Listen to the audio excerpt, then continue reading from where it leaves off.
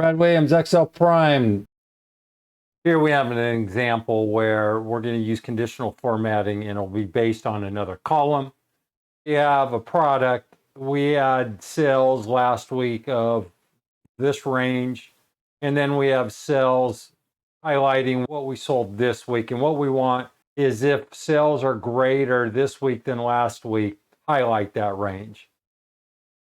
Go to conditional formatting, new rule.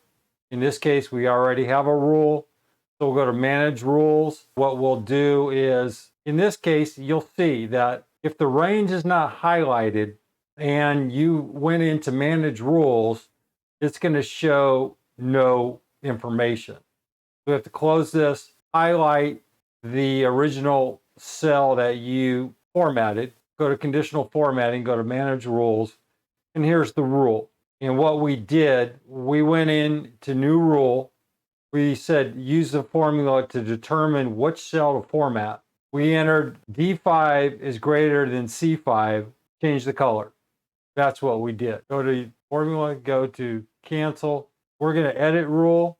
You're going to see equals D5 is greater than C5. We put in absolute references here, but they're mixed. And the reason being is we need to just bring this down. And I don't think you need absolute references here.